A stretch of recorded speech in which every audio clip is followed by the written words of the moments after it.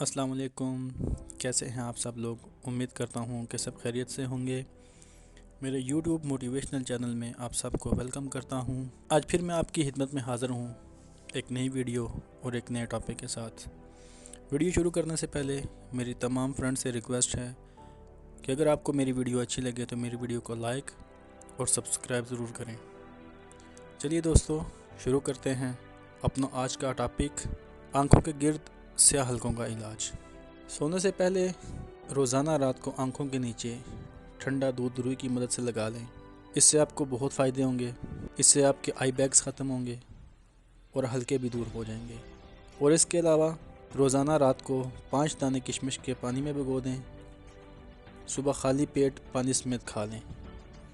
तो इससे ना सिर्फ आपके आई बैग्स ख़त्म होंगे और आँखों के हल्के भी ख़त्म होंगे।